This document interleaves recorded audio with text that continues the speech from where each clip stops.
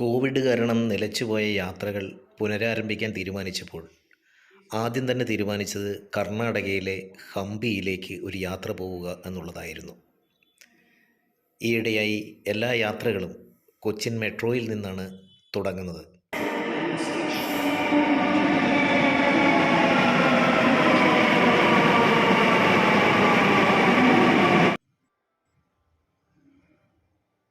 മെട്രോയിൽ കയറി റെയിൽവേ സ്റ്റേഷനിലോ എയർപോർട്ടിലോ എത്തിച്ചേർന്ന് യാത്ര ആരംഭിക്കും.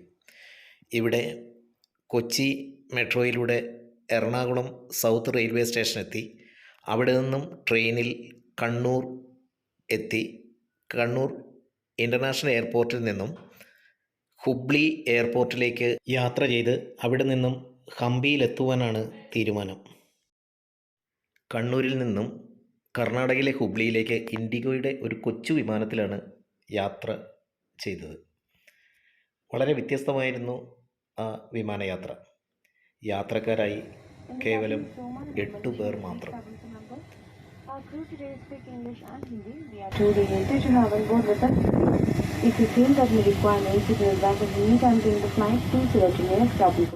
ആദ്യമായാണ് ഇത്തരമൊരു വിമാനയാത്ര നടത്തുന്നത്.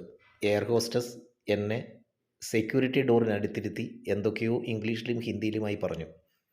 എല്ലാവരുടെയും ഉത്തരവാദിത്വം എന്നെ ഏൽപ്പിക്കുന്നു എന്ന ഭാവത്തിൽ, റെഡി എന്ന ഭാവത്തിൽ ഞാനും ഇരുന്നു.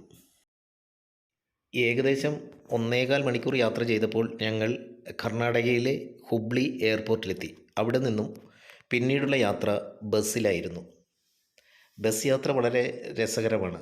ബസ്സിൽ യാത്ര ചെയ്യുമ്പോഴാണ് ശരിക്കും നമ്മൾ ഒരു നാടിനെ മനസ്സിലാക്കുന്നത്.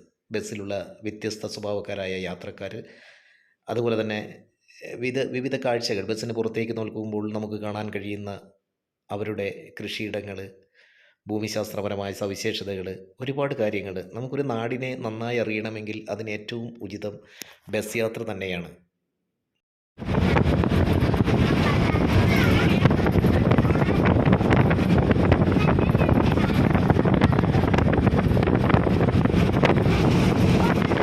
എനിക്ക് പോകേണ്ടത് ഹംപിയിലേക്കാണ്. ഒരുപാട് രാജവംശങ്ങളുടെ ചരിത്രം ഉറങ്ങിക്കിടക്കുന്ന ഒരു ഭൂപ്രദേശം. എന്നാൽ അതിനു മുമ്പ് കാണേണ്ട ചില പ്രദേശങ്ങൾ കൂടിയുണ്ട്. ബദാമി, പട്ടടയ്ക്കൽ, ഐഹോൾ എന്നീ പ്രദേശങ്ങൾ. 2.5 മണിക്കൂർ ഹുബ്ലിയിൽ നിന്നും യാത്ര ചെയ്താൽ ബദാമിയിൽ എത്തിച്ചേരാം. അതുകൊണ്ട് തന്നെ ആദ്യ യാത്ര ബദാമിയിലേക്കായിരുന്നു. ഈ യാത്രയിൽ റോഡിന് ഇരുവശവും വിളഞ്ഞു നിൽക്കുന്ന ഗോതമ്പ് പാടങ്ങളും, അതുപോലെ തന്നെ മുന്തിരിത്തോട്ടങ്ങളും, കടുക് പാടങ്ങളും, കരിമ്പിൻ പാടങ്ങളും നമുക്ക് വളരെയേറെ കാണാൻ കഴിയും. കർണാടകയിലെ ഗ്രാമീണ മേഖലയുടെ പ്രത്യേകതകൾ കണ്ടനുഭവിക്കാൻ ഈ ബസ് യാത്ര വളരെ സഹായകരമാകും.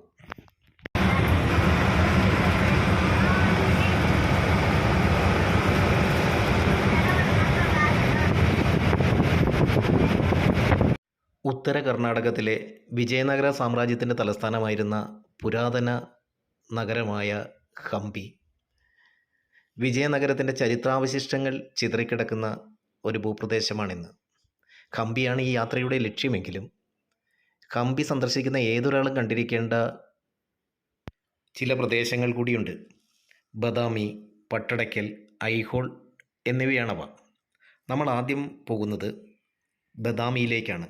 6-ാം നൂറ്റാണ്ട് മുതൽ 8-ാം നൂറ്റാണ്ട് വരെ കർണാടക, മഹാരാഷ്ട്ര, തമിഴ്നാടിൻ്റെ ചില ഭാഗങ്ങൾ, അതുപോലെ തന്നെ ആന്ധ്രാപ്രദേശ് എന്നിവിടങ്ങളിൽ ഭരണം നടത്തിയിരുന്ന ചാലൂക്യ രാജവംശത്തിൻ്റെ ആസ്ഥാനമായിരുന്നു വാതാപി എന്ന പേരിൽ കൂടി അറിയപ്പെടുന്ന ബദാമി. ബദാമിയുടെ പ്രത്യേകത അവിടുത്തെ ഗുഹാക്ഷേത്രങ്ങളാണ്. ഹുബ്ലിയിൽ നിന്നും ബസ്സിൽ 2.5 മണിക്കൂർ യാത്ര ചെയ്താണ് ഇവിടെ എത്തിച്ചേരുക. കർണാടകയിലെ ബദാമി എന്ന് പറയുന്ന സ്ഥലത്താണ് ഞാനിപ്പോൾ ഉള്ളത്. ബദാമി, പട്ടടയ്ക്കൽ, ഹംപി തുടങ്ങിയ പ്രദേശങ്ങളിൽ സഞ്ചരിക്കുന്നതിന് വേണ്ടിയാണ് ഇവിടെ വന്നത്. രാവിലെ ഹുബ്ലിയിൽ നിന്നും 2.5 മണിക്കൂറോളം ബസ്സിൽ യാത്ര ചെയ്തിട്ടാണ് ഇവിടെ എത്തിയിട്ടുള്ളത്. ഒരുപാട് ചരിത്രം ഉറങ്ങിക്കിടക്കുന്ന ഒരു പ്രദേശമാണ് ബദാമി, പട്ടടയ്ക്കൽ, ഹംപി തുടങ്ങിയ പ്രദേശങ്ങൾ. ആ പ്രദേശങ്ങളിലൂടെയുള്ള ഒരു യാത്രയാണ് നമ്മളിവിടെ തുടങ്ങുന്നത്. AD 543 മുതൽ 757 വരെയുള്ള കാലഘട്ടങ്ങളിൽ ഇവിടെ ഭരണം നടത്തിയിരുന്ന ചാലൂക്യ രാജവംശത്തിൻ്റെ തലസ്ഥാനമായിരുന്നു ഈ പ്രദേശം. ഇതിൽ പ്രധാന രാജാവായിരുന്ന പുലികേശി ഒന്നാമനാണ് ഇവിടെ കോട്ട കെട്ടി രാജവംശം സ്ഥാപിച്ചത്. പല കാലഘട്ടങ്ങളിലെയും രാജാക്കന്മാരുടെ നിർമ്മിതികൾ ഇവിടെ കാണാൻ വേണ്ടി കഴിയും. 6-ാം നൂറ്റാണ്ടിലാണ് ചുവന്ന പാറക്കെട്ടുകൾ തുരന്ന് ഗുഹാക്ഷേത്രങ്ങൾ സ്ഥാപിച്ചത്. മഹാരാഷ്ട്രയിലെ എല്ലോറ ഗുഹകൾക്ക് സമാനമാണ് ഇവിടുത്തെ ഗുഹകൾ. ഇവിടെ നിരവധി ക്ഷേത്രങ്ങൾ പണികഴിപ്പിക്കപ്പെട്ടിരുന്നു. അവയിൽ പലതും ഇന്ന് നിലനിൽക്കുന്നുമുണ്ട്. ഇവയിൽ ഗുഹാക്ഷേത്രങ്ങളും അല്ലാത്തവയുമുണ്ട്. ബദാമിയിലെ ചുവന്ന പാറക്കെട്ടുകളുള്ള നിരവധി കുന്നുകളുണ്ട്. ഈ കുന്നിൻ മുകളിലായാണ് ഗുഹാക്ഷേത്രങ്ങളും ചാലൂക്യരുടെ കോട്ടയുടെ അവശിഷ്ടങ്ങളും ഉയർത്തിക്കെട്ടിയ ക്ഷേത്രങ്ങളും സ്ഥിതി ചെയ്യുന്നത്. പ്രധാനമായും 4 ഗുഹാക്ഷേത്രങ്ങളാണ് ഇവിടെ കാണാൻ കഴിയുക. വിവിധ വിഭാഗങ്ങളുമായി സാംസ്കാരിക മത സൗഹാർദ്ദം വെച്ച് പുലർത്തിയവരായിരുന്നു ചാലൂക്യ ഭരണാധികാരികൾ. അതുകൊണ്ട് തന്നെ ഇവിടെ സന്ദർശിച്ചിരുന്ന ജൈന, ബുദ്ധ, ശൈവ പണ്ഡിതന്മാരും ഭിക്ഷുക്കളും അവർ താമസിക്കുന്നതിന് വേണ്ടി കൊട്ടാരങ്ങളെക്കാൾ ആശ്രയിച്ചിരുന്നത് ഇത്തരത്തിലുള്ള കേവ് ടെമ്പിൾസ് ആയിരുന്നു, ഗുഹാക്ഷേത്രങ്ങളായിരുന്നു. അതുകൊണ്ട് തന്നെ അവരെ ഉദ്ദേശിച്ചാണ് ഈ ഗുഹാക്ഷേത്രങ്ങൾ നിർമ്മിച്ചിട്ടുള്ളത്. അക്കാലത്ത് കൈവരിച്ച വാസ്തു ശില്പ വിദ്യകളുടെ ഉദാഹരണങ്ങളാണ് ഇവിടെയുള്ള ഓരോ ശില്പങ്ങളും. ഇവിടുത്തെ ഗുഹാക്ഷേത്രങ്ങളിൽ ഏറ്റവും പഴയതും ഏറ്റവും പ്രധാനപ്പെട്ടതുമാണ് 1-ാമത്തെ ഗുഹാക്ഷേത്രമായ ശൈവ ക്ഷേത്രം.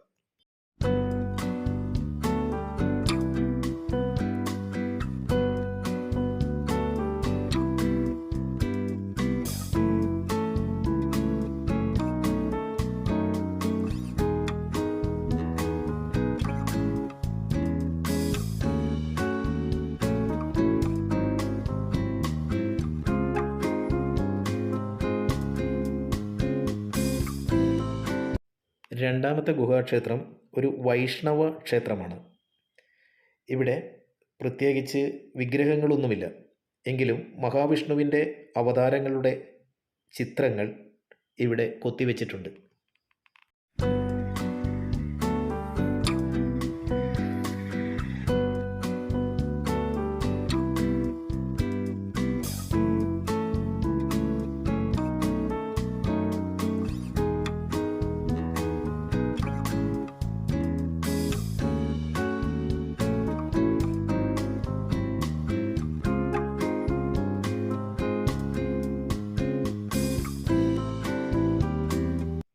ഒരു കാലത്ത് ഒരു മഹാഭരണകൂടത്തിൻ്റെ ആസ്ഥാനമായിരുന്ന ഈ പ്രദേശത്തിൻ്റെ ദൂരക്കാഴ്ച വളരെ മനോഹരമാണ്.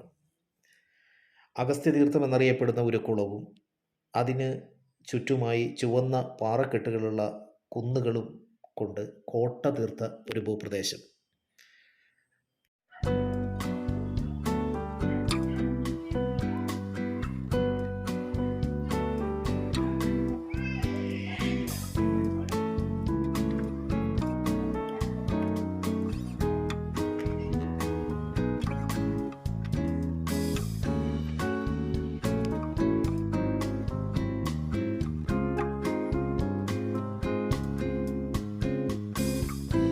മൂന്നാമത്തെ ഗുഹാക്ഷേത്രവും മഹാവിഷ്ണുവിന് സമർപ്പിച്ചിരിക്കുന്നു. ഈ ക്ഷേത്രത്തിൻ്റെ ചുവരുകളെല്ലാം തൂണുകളെല്ലാം ഒരുപാട് കൊത്തുപണികളാൽ സമ്പന്നമാണ്. മഹാവിഷ്ണുവിൻ്റെ ഒരു വിഗ്രഹം ഇവിടെ കൊത്തിവെച്ചിട്ടുണ്ട്.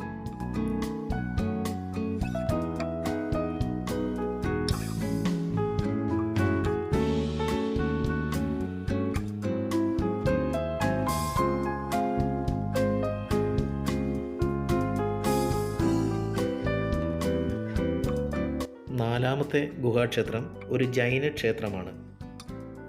ജൈന തീർത്ഥാങ്കരന്മാരുടെ നിരവധി ചിത്രങ്ങൾ ഇതിൽ വരച്ചു വച്ചിട്ടുണ്ട്. ഈ ക്ഷേത്രമാണ് ഈ കുന്നിൻ്റെ ഏറ്റവും മുകളിലുള്ള ക്ഷേത്രം.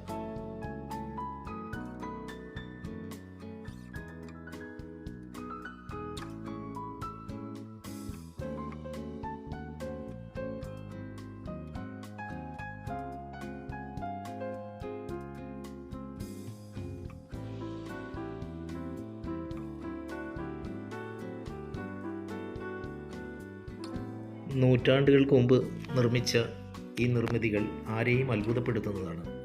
ഇവിടുത്തെ വാസ്തു ശില്പവിദ്യകളും കലാകാരന്മാരുടെ കരവിരുതുകളും എത്ര കണ്ടാലും മതിവരില്ല.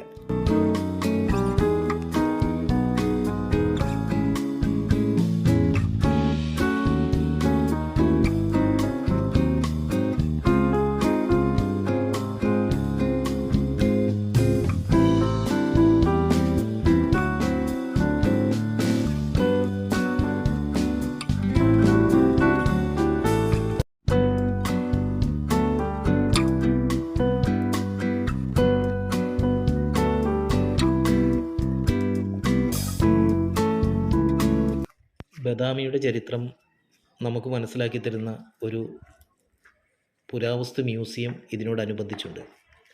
എന്നാൽ അവിടെ ഫോട്ടോഗ്രാഫി അനുവദനീയമല്ല.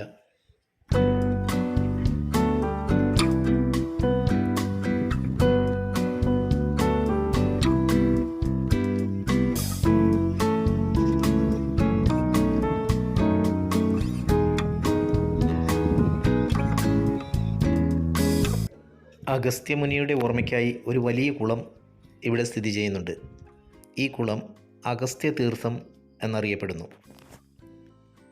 കുളത്തിന് സമീപമായും ക്ഷേത്രങ്ങളുണ്ട്.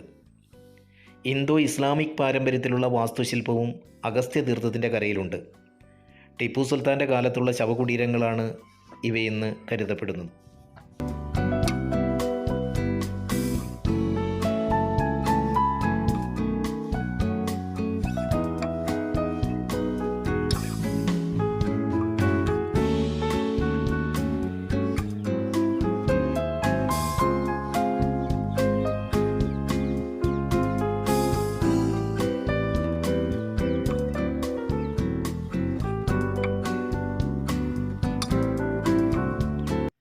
ബദാമിയിൽ നിന്നും 36 കിലോമീറ്റർ സഞ്ചരിച്ചാൽ മറ്റൊരു പ്രധാനപ്പെട്ട കേന്ദ്രമായ ഐഹോളയിൽ എത്തിച്ചേരാം. ചാലൂക്യ രാജാക്കന്മാരുടെ ആദ്യകാല തലസ്ഥാനമായിരുന്നു ഐഹോളെ. കർണാടക സംസ്ഥാനത്തിലെ ബഗൽകോട്ട് ജില്ലയിലാണ് ഈ പുരാതന പട്ടണം.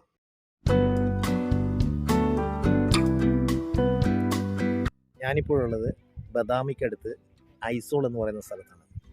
ഈ സ്ഥലത്തിൻ്റെ പ്രത്യേകത 6-ാം നൂറ്റാണ്ട് മുതൽ 12-ാം നൂറ്റാണ്ട് വരെ ചാലൂക്യന്മാരുടെ ഒരു കാലഘട്ടത്തിൽ നിരവധി നിർമ്മാണങ്ങൾ ഇവിടെ നടന്നിരുന്നു. ജൈന, ബുദ്ധ, ഹിന്ദു മത ആർക്കിടെക്ചർ അതിനെ അടിസ്ഥാനപ്പെടുത്തിക്കൊണ്ടുള്ള ഒരുപാട് ക്ഷേത്രങ്ങൾ ഇവിടെ ഉണ്ടായിരുന്നു. ചാലൂക്യന്മാരുടെ ആദ്യകാല തലസ്ഥാനമായിരുന്നു ഈ പ്രദേശം.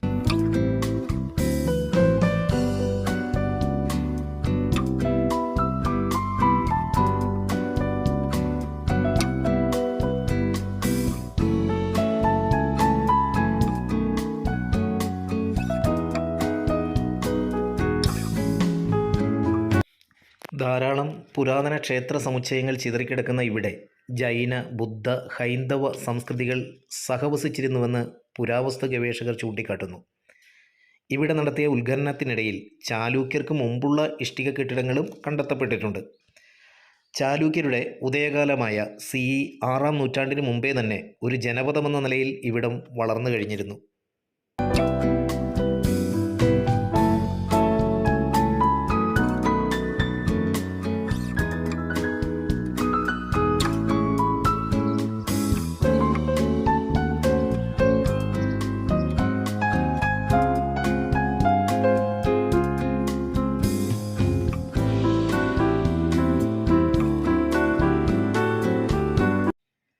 കലയെയും സംസ്കാരത്തെയും ഒക്കെ പ്രോത്സാഹിപ്പിച്ചിരുന്ന ചാലൂക്യ രാജാക്കന്മാർ രാജ്യത്തിൻ്റെ പല പ്രദേശങ്ങളിൽ നിന്നും കഴിവുറ്റ കലാകാരന്മാരെയും വാസ്തുശില്പ വിദഗ്ധരെയും ഒക്കെ ഇവിടെ കൊണ്ടുവരികയും ശില്പങ്ങളും കെട്ടിടങ്ങളും ഒക്കെ നിർമ്മിക്കുകയും ചെയ്തു. വലിയ കരിങ്കല്ലുകളിൽ തീർത്ത നിരവധി ശില്പങ്ങൾ നമുക്കിവിടെ കാണാം. ഈ കെട്ടിടങ്ങളൊക്കെ തന്നെ, ക്ഷേത്രങ്ങളൊക്കെ തന്നെ നിർമ്മിക്കപ്പെട്ടിട്ടുള്ളത് വലിയ കല്ലുകൾ ഉപയോഗിച്ചുകൊണ്ടാണ്. അവയുടെ നിർമ്മാണത്തിന് പിന്നിൽ എത്രമാത്രം ശ്രമങ്ങൾ ഉണ്ടായിരുന്നുവെന്ന് ഇവയോരോന്നും കാണുമ്പോൾ നമ്മൾ അത്ഭുതപ്പെട്ടു പോകും.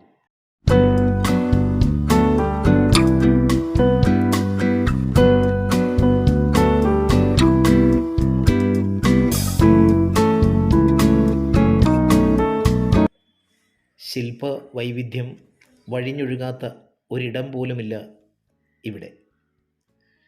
ക്ഷേത്രാവശ്യങ്ങൾക്ക് വേണ്ടി വെള്ളമെടുക്കാൻ ഉപയോഗിച്ചിരിക്കുന്ന കുളങ്ങൾ വരെ എത്ര മനോഹരമായിട്ടാണ് നിർമ്മിക്കപ്പെട്ടിരിക്കുന്നത് എന്ന് നമുക്ക് കാണാം.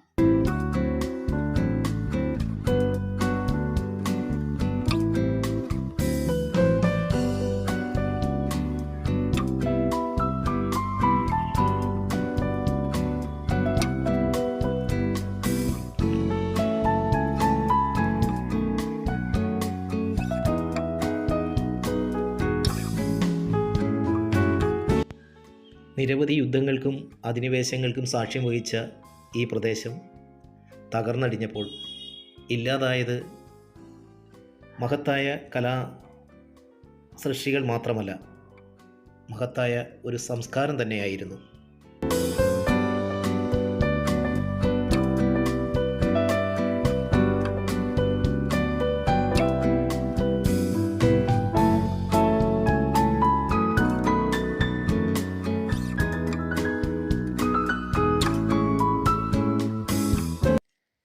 ഐഹോളിൽ നിന്നും 10 കിലോമീറ്റർ സഞ്ചരിച്ചാൽ മറ്റൊരു പ്രധാനപ്പെട്ട സ്ഥലമായ പട്ടടയ്ക്കലിലെത്താം. കർണാടകയിലെ വളരെയേറെ ചരിത്ര പ്രാധാന്യമുള്ള ഗ്രാമങ്ങളിൽ ഒന്നാണ് പട്ടടയ്ക്കൽ. ബാഗൽകോട്ട് ജില്ലയിലെ മാലപ്രഭ നദിയോട് ചേർന്നാണ് ഈ പുരാതന ഗ്രാമം സ്ഥിതി ചെയ്യുന്നത്. ഐഹോൾ ബദാമി ഹൈവേയുടെ ഇടയിലായി ഐഹോളിൽ നിന്നും 10 കിലോമീറ്റർ സഞ്ചരിക്കണം. ചാലൂക്യ സാമ്രാജ്യത്തിൻ്റെ തലസ്ഥാന നഗരിയായിരുന്നു പട്ടടയ്ക്കൽ. ചാലൂക്യ സംസ്കാരത്തിൻ്റെ അവശേഷിപ്പായി നിരവധി ക്ഷേത്രങ്ങളുടെ ഒരു സമുച്ചയം ഇവിടെ സ്ഥിതി ചെയ്യുന്നു. ക്ഷേത്രങ്ങളെല്ലാം തന്നെ 7ഉം 8ഉം നൂറ്റാണ്ടുകളിലായി പണി കഴിപ്പിച്ചവയാണ്. ഇവയെല്ലാം ഇന്തോ ആര്യൻ ദ്രാവിഡ സംസ്കാരം എന്നിവയുടെ വശ്യഭംഗി നിറഞ്ഞവയാണ്. ഒരു ക്ഷേത്രത്തിലൊഴികെ മറ്റൊന്നിലും ആരാധന നടന്നു വരുന്നില്ല. 1987 യുനെസ്കോ പട്ടടയ്ക്കലിനെ ലോക പൈതൃക സ്വത്തായിട്ട് അംഗീകരിച്ചിട്ടുണ്ട്. കർണാടകയിലെ വളരെ പ്രസിദ്ധമായ ഒരു വിനോദസഞ്ചാര കേന്ദ്രം കൂടിയാണ് പട്ടടയ്ക്കൽ.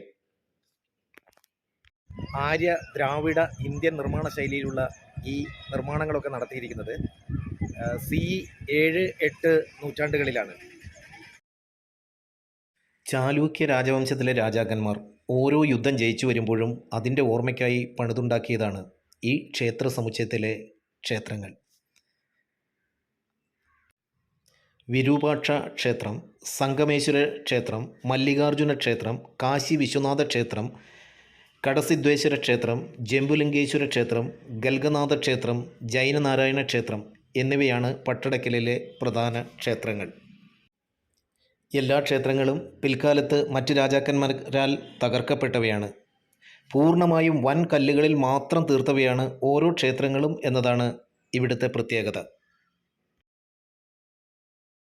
അത്ഭുതപ്പെടുത്തുന്ന ഈ നിർമ്മിതികൾക്കായി എത്രയോ മനുഷ്യരുടെ അധ്വാനം, എത്രയോ കലാകാരന്മാരുടെ പ്രയത്നം ഒക്കെ ഉണ്ടായിട്ടുണ്ടാകും. കണ്ടാലും മതിവരാത്ത അതിശയങ്ങളുടെ ഒരു ലോകമാണ് പട്ടടയ്ക്കലിലെ ഈ ക്ഷേത്ര സമുച്ചയങ്ങൾ. പട്ടടയ്ക്കലിലെ ഈ അത്ഭുത സൃഷ്ടികൾ കണ്ടതിന് ശേഷം നമുക്ക് പോകേണ്ടത് ഹംപിയിലേക്കാണ്. ഹംപിയിലെ വിശേഷങ്ങൾ അടുത്ത വീഡിയോയിൽ തുടരും.